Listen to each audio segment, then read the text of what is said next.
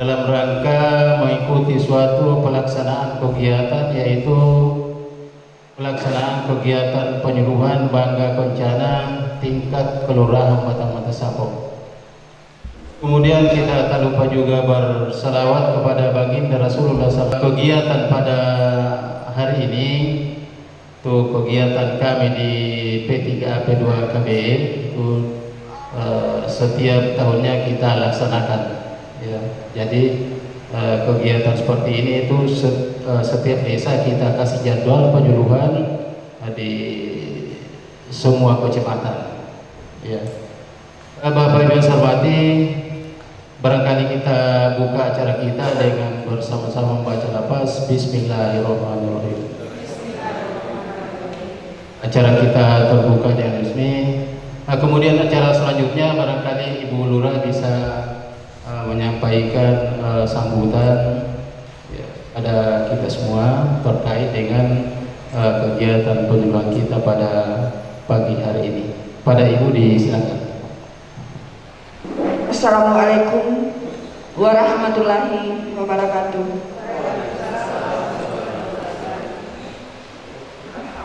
Alhamdulillahirabbil alamin. Salatu wassalamu ala asrafil anbiya'i wal mursalin wa ala alihi sahbihi wa ajmain. Yang kami hormati Bapak Kepala DP 3 AP2 KB Kabupaten Kepulauan Selayar, yang kami hormati Kepala UPT PLKB Kecamatan Bontomatene bersama staf, Bapak Kepala Lingkungan Sekelurahan Batang Mata Sapo, PPKBD dan Sub PPKBD Sekelurahan Batang Mata Sapo, kader BKB, BKL, BKR dan kader UPPKS Kelurahan Batang Mata Sapo yang kami banggakan. Pada kesempatan ini kami mengucapkan selamat datang kepada Bapak Kepala Dinas bersama rombongan di Kelurahan Batang Mata Sapo. Pada kesempatan yang berbahagia ini, dalam kegiatan penyuluhan Tribina BKL, BKR, BKB dan UPPKS. Sebagai laporan Pak, bahwa di Kelurahan Batang Mata Sapo ada kelompok BKB Beringin yang sudah lama aktif, sudah lebih 10 tahun berjalan Pak. Dan ada kelompok BKL Bunda Permata Bunda, BKL Permata Bunda Kelurahan Batang Mata Sapo. Kemudian kelompok BKR Maju Bersama dan kelompok UPPKS. Kegiatan kami selama ini dalam rangka untuk pembinaan Bina Keluarga Balita di Kelurahan Batang Mata Sapo, yaitu bersama dengan bukan hanya kader inti, kader bantu dan kader piket, tetapi kami bersama-sama melaksanakan kegiatan penyuluhan yang dirangkaikan dengan kegiatan arisan juga, arisan balita. Setiap bulan berjalan di tanggal 15 bulan berjalan pada saat penimbangan di Posyandu, Pak Kadis sebagai laporan. Pada kegiatan kami yang menjadi sasaran kami adalah ibu balita, dengan upaya untuk meningkatkan pengetahuan keterampilan di dalam tumbuh kembang anak usia 0 sampai 6 tahun, yang pada saat ini untuk tahun yang akan datang 2022 yang selama ini hanya di kelompok umur 0 sampai 5 tahun. Untuk tahun 2022 kami akan menambah satu kelompok umur, yaitu di 5 sampai 6 tahun. insya Allah di DPA pokok kami akan masukkan di kegiatan kami, Pak. Iya. Kemudian juga di BKL Permata Bunda, yaitu Bina Keluarga Lansia, setiap bulan juga di tanggal 15 untuk melakukan cek kesehatan di dalam hal penimbangan berat badan, tensi juga, ya. Di situ kami juga laksanakan dengan sasaran supaya BKR yaitu lanjut usia bisa. Saya hormati pula sambutan dari Ibu Kelurahan Bataman Sabok. Pada Ibu kami ucapkan banyak terima kasih. Kemudian acara selanjutnya yaitu arahan petunjuk dari Bapak Kepala Dinas. Pada Bapak disilakan. Assalamualaikum warahmatullahi wabarakatuh. Bismillahirrahmanirrahim. Salatan wa salaman ala rasulillah. La ilaha illallah wa asyhadu anna Muhammadan abduhu wa rasul. Allahumma shalli wa sallim wa barik ala sayyidina Muhammadin wa ala alihi wa sahbihi ajmain. Yang kami hormati dan kami banggakan Ibu Lurah Bataman Sabok, Pak Kepala PT Wilayah 1 Pelayanan KB, jadi meliputi Pontomatene dan Bukit. Yang kami hormati para kepala lingkungan yang sempat hadir, yang kami hormati para kader, para peserta yang kami tidak bisa sebut satu persatu yang kami hormati dan kami banggakan.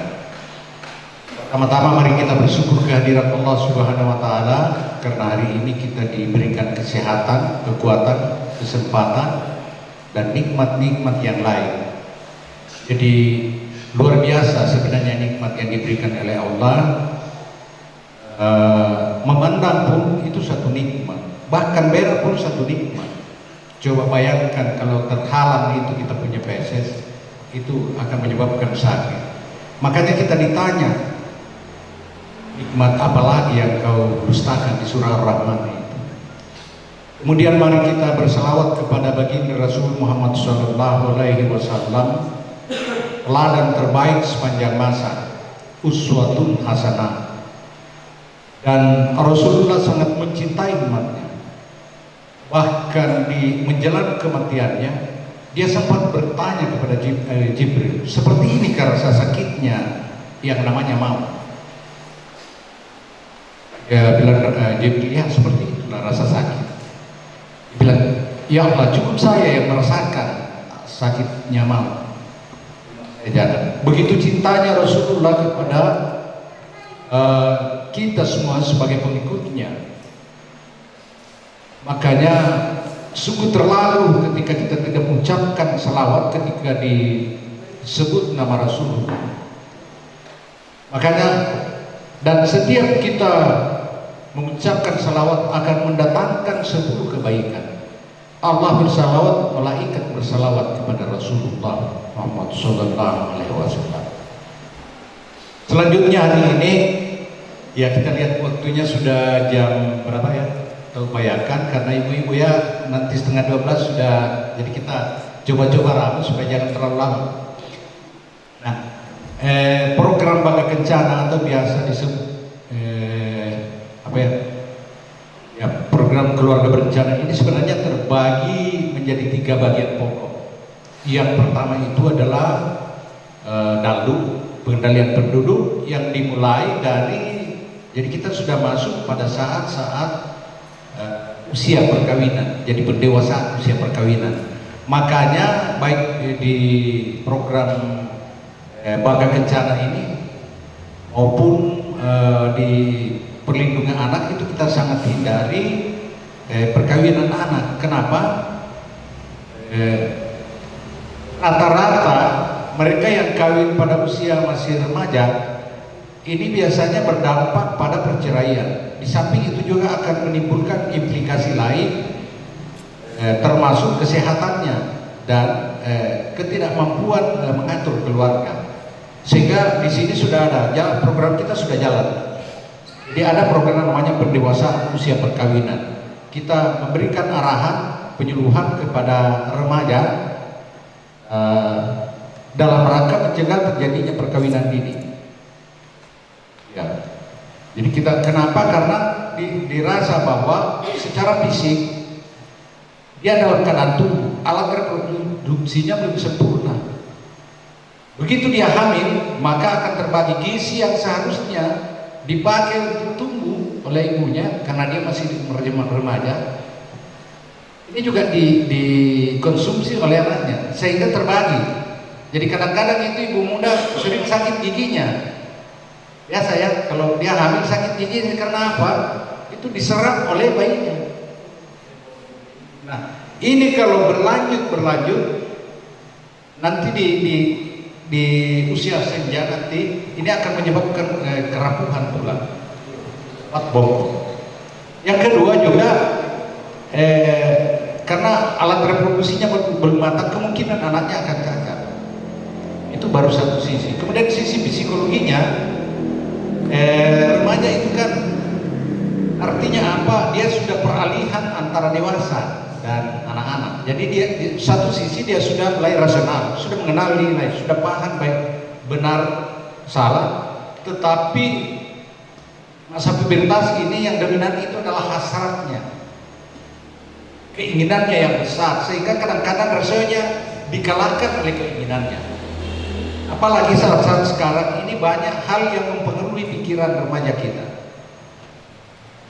sehingga perlu memang diwaspadai supaya anak remaja itu jangan terjerumus kepada hal-hal yang kita tidak inginkan. Ya, salah satunya itu adalah ada namanya di YouTube itu, di Google namanya program Proxy. Ya, begitu saya masuk, saya lihat sex education, pendidikan seks. Apa yang diperlihatkan di sana bukan pendidikan seks, tapi yang diperlihatkan adalah perilaku seksual. Nah, kalau sudah perilaku seksual, remaja itu akan tertantang untuk membuktikannya. Nah, di sini sebenarnya cikal bakal munculnya perkawinan dini itu, karena mereka terpaksa kawin. Begitu melihat perilaku bebas di media sosial, di YouTube, dia akan mencoba-coba, dan kadang-kadang rasionya hilang, dikalahkan oleh keinginannya. Sehingga jangan heran remaja-remaja kita kadang-kadang berubah gaya mengikuti lifestyle atau gaya hidup orang yang lagi tren. Misalnya itu ada yang menggunakan celana sepotong, dia juga remaja itu akan menggunakan celana sepotong. Ada yang rambutnya perempuan dicukur, dia juga menggunakan meniru itu. Nah, kalau ini yang menjadi ibu bagaimana? Di saat-saat badai itu masih berlangsung, jangankan mengurusi anaknya, mengurusi dirinya sendiri sudah masalah. Ya, makanya kita upayakan supaya bagaimana caranya supaya anak-anak kita jangan kawin di usia dini. Dan ini juga dipertegas oleh Undang-Undang Perkawinan. Jadi di Undang-Undang Perkawinan sudah ada perubahan. Kalau dulu itu 18 tahun, sekarang 19 tahun. Nah, ada memang yang terpaksa harus dikawinkan karena kehamilan. Jadi tidak bisa ditawar-tawar, dinikahkan. Tapi disadari bahwa, dan ini memang melalui sidang khusus. Kalau dia dibawa, ya disidang secara khusus, dan nanti walinya wali hakim repotkan kan.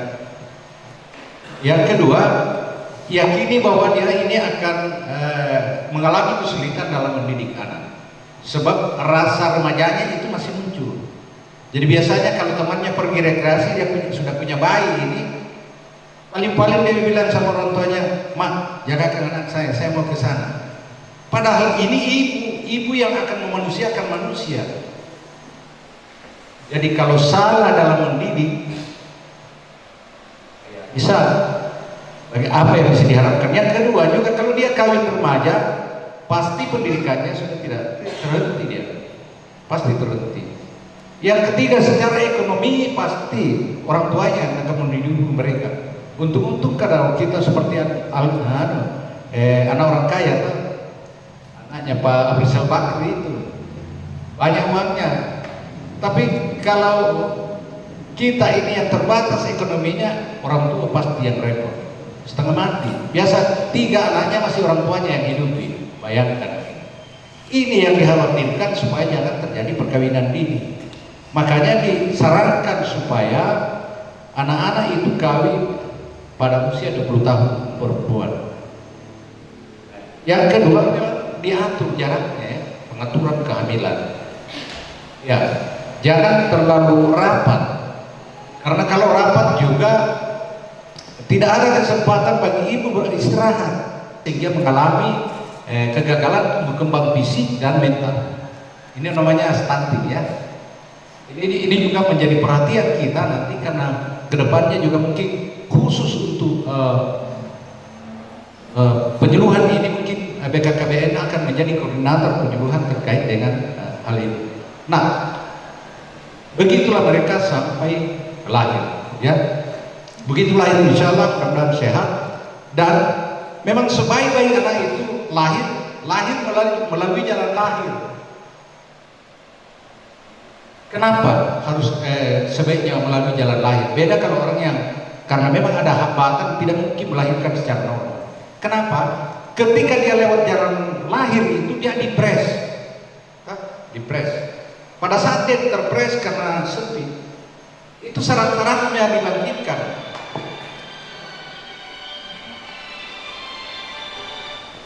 Jadi itu syarat-syaratnya dibangkitkan, dia akan menjadi kuat. Dia akan bisa menjadi kuat. Beda kalau dia misalnya lahir melalui desesar itu biasanya agak lemah fisiknya, tidak tahan banting. Ada saya itu yang udah sesar, Nadia itu sering sakit-sakitan. Ini faktor pembeda. Maka upayakan anak itu lahir secara normal melalui jalan lahir. Kemudian sesudah itu, ya, jadi ini kasih dia air susu ibu, jangan yang lain. Kandungan yang paling cocok untuk bayi manusia itu adalah air susu ibu, bukan air susu sapi. Kandungan yang paling baik untuk tumbuh kembang sapi itu adalah susu sapi. Jadi Allah itu sudah memang memberikan karunia seperti itu. Dan ingat bahwa ketika air susu pertama itu ada yang kuning-kuning namanya kolostrum, itu untuk antibodi. Tapi biasa orang tua kita dianggap ini susu yang sudah basi dibuang, padahal itulah untuk antibodi, dan itu dia akan kebal terhadap penyakit. Ibunya terus tidak mau bersosialisasi, ini berarti ini yang kita pelajari, barangkali ada gangguan. Apalagi kalau dia sudah merasa takut. Begitu mendengar suara besar dia takut, kaget. Karena ada anak yang begitu takut. Dan ini ada terjadi begini. Kebetulan ini dia rapat, melahirkan rapat, anak pertama dan kedua rapat itu. Jadi ini anak kedua selalu dipukul, akhirnya dia merasa ketakutan. Makanya begitu dia bergaul, dia begitu mendengar suara kan anak-anak besar, dia akan menyendiri dan seperti ketakutan. Itu traumatik. Ini barangkali perlu dikonsul lebih lanjut, dan ini bisa dirujuk ke psikolog. Jadi kalau salah, pola asuh yang salah, ini bisa berpengaruh kepada anak. Makanya jangan paksa anak-anak untuk menjadi dewasa. Biarkanlah dia tumbuh secara wajar, karena Allah telah menciptakan siklus kehidupan seperti itu. Coba bayangkan kalau bayi berpikiran seperti kita, bagaimana kira-kira? Apa tidak gila? Ketika pikirannya sama, masih boleh kepikiran anak lolo ini kira-kira gila power paling.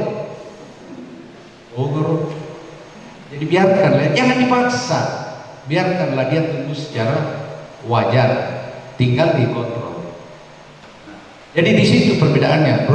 Kalau dia melihat isinya, kita melihat tumbuh kembang otaknya.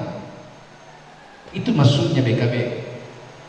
Makanya kita berharap bahwa ibu-ibu ini datang ke Bina Keluarga Balita yang punya balita, supaya anaknya itu bisa terkontrol tumbuh kembang otaknya. Kalau ada masalahnya mungkin bisa kita melakukan tindakan, bisa dirujuk ke psikolog, atau kalau berhubungan dengan penyakit bisa ke psikiater. Ya, ini maksudnya. Jadi bukan sekedar kita buat kelompok lantas kemudian anak bermain, tapi ada sesuatu, dan itu dicatat di kartu kembang anak. Dilihat data kembang anak itu dilihat seperti itu. Itu maksudnya BKB. Makanya sekarang kan ada kerjasama antara PKK ya dengan BP3P2KB terkait dengan pembinaan kelompok Oktan ini, kelompok kegiatan ini, supaya dia tugasnya adalah PKKI dan pemerintah kelurahan bagaimana menghadirkan mereka. Nanti ya tanggung jawabnya pembinaan secara teknis untuk membina kader dan lain-lain itu diserahkan ke BKKBN dalam BP3AP2KB. Makanya juga kita perlu juga mengupdate ilmu. Penyuluh juga mau tidak mau harus menyesuaikan diri untuk mengupdate ilmunya sehingga mampu menjadi transformator di tengah-tengah masyarakat. Itu harapan kita. Dia mampu mengajari para kader. Ini kerjasama ini luar biasa. Itu yang pertama. Jadi singkat-singkat saja karena waktunya yang terbatas, saya selalu lirik-lirik gitu kan. Kemudian yang kedua itu bina keluarga remaja. Ini bina keluarga remaja di dalam psikologi perkembangan inilah badai. Jadi kalau salah-salah mempersiapkan generasi muda kita, terutama remaja ini bisa hancur. Kalau rata-rata remaja itu amburadul hidupnya. Makanya ada dua yang kita kembangkan sebagai kelompok kegiatan dalam rangka pembinaan remaja. Yang pertama itu bina keluarga remaja. Ini yang disasar adalah orang tuanya. Ya, orang tuanya yang diberi pengetahuan supaya jangan kaku dalam berkomunikasi, jangan cenderung menghakimi anak, jangan cenderung menghukum anak, tetapi libatkanlah dia dalam pengambilan keputusan. Karena dia sudah mulai merasa dewasa, sehingga jangan abaikan pendapatnya. Takutnya ketika diabaikan, dia akan senang keluar, lebih senang di luar daripada di rumahnya. Nah ini malapetaka ini, ketika anak itu sudah mulai senang di luar tanpa menghiraukan rumahnya, berarti ada masalah di rumahnya. Contoh kecil, ini ada, kita diajarkan itu 1001 macam cara berkomunikasi dengan remaja. Tapi intinya adalah jangan hakimi. Contoh misalnya dia mau beli motor, Pak, saya mau beli motor. Ini kan kita tidak punya, misalnya terbatas, toh. Jangan katakan tidak, tapi ajak anak berdiskusi. Ini corona, suara ke pembelian motor. Tetapi saya ingin sekali kamu memiliki motor seperti teman-teman. Coba begini, kita duduk dulu, kita bicara. Nah, penghasilan saya sebulan sekian, kebutuhanmu sekolahmu sekian, adekmu sekian, yang mau dipakai makan sekian, motor yang saya pakai ini kebutuhan BBM-nya sekian, pulsa yang kalian pakai itu sekian. Nah coba itu berapa kira-kira, cukup tidak? Tapi walaupun demikian, kalau kau ingin beli motor, lebih baik kita tidak makan, boleh buat. Ini anak pasti berpikir lah kan, kasihan orang tua saya kalau saya paksakan memiliki motor. Tapi kalau kau katakan tidak, saya tidak akan membelikan motor. Begitu dia punya keinginan untuk memiliki motor, kemudian kau katakan tidak, pasti dia akan merasa tidak diperhatikan dan merasa tidak disayang. Akibatnya apa? Dia akan keluar. Nah itu sebenarnya kontrolnya anak-anak itu pada saat maghrib. Ketika maghrib sudah tiba, lantas kemudian anak-anak kita masih ada di luar, itu ada masalah di rumahnya. Masa anak akan lebih senang di luar di rumahnya temannya daripada di rumahnya sendiri? Ada apa di rumahnya? Mungkin di rumahnya terjadi pertengkaran, mungkin suasana harmonis yang diharapkan tidak tercipta. Makanya orang-orang tua dulu kita bilang di salah sini, kalau mau bertengkar dengan istri di tempat tidur satu bantal baru bertengkar, jangan dikasih dengaran, karena ini akan berpengaruh. akan berpengaruh kepada anak. Sama dengan anak-anak kecil ini, dia itu bukan pendengar yang baik, tapi peniru yang baik. Apa yang dilihat, apa yang disaksikan, itu akan terkandal otaknya. Makanya hati-hati ya, hati-hati dalam ini, sekadar saja intermezzo saja. Belum kita kuatkan lagi ini remaja. Saya mundur sedikit karena saya lupa bahwa anak itu peniru yang baik. Ada suatu hari terjadi peristiwa seperti ini. Orang tuanya lupa mengunci, padahal dia bersama-sama dengan istrinya. Tiba-tiba anak perempuannya muncul, dia lihat masih kecil, dia lihat mamanya setengah mati, meringis. Pokoknya ibunya dia lihat tidak tenang, macam-macam, dia meringis apa lagi. Itu yang terekam di benaknya. Begitu dia besar, dia sudah tidak mau kawin. Tidak mau kawin karena menjadi istri itu setengah mati. Bagaimana kalau dia lihat ibunya meringis?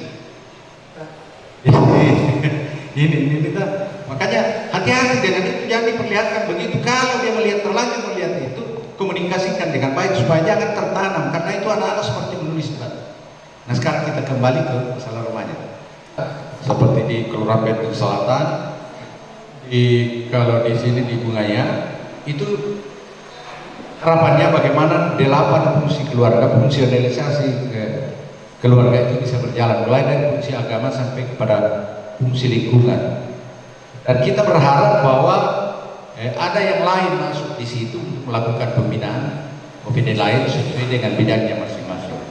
Itulah arahan KPKB, dan karena waktunya sangat terbatas, inilah putaran program kita terkait dengan Paga Kencana atau KKBBK yang kita lakukan sehari-hari. Jadi tidak terbatas hanya pada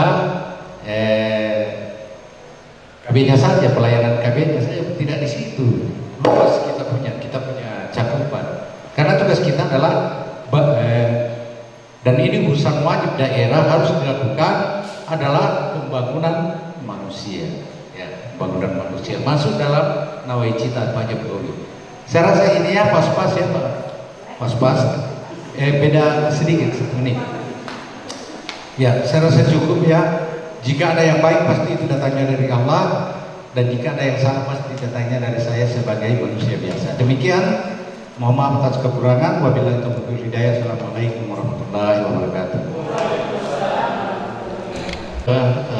Penyampaian dari Bapak Kepala Dinas, mudah-mudahan apa yang disampaikan kepada kita semua bisa mengambil suatu manfaat di dalamnya.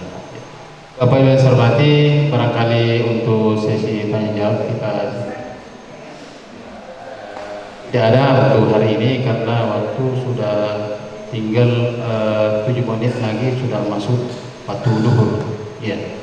Bapak Ibu yang saya hormati, demikianlah pertemuan kita pada hari ini, dan marilah kita menutup acara kita dengan bersama-sama baca lafaz hamdalah. Alhamdulillahirabbil alamin. Sekian, assalamualaikum warahmatullahi wabarakatuh.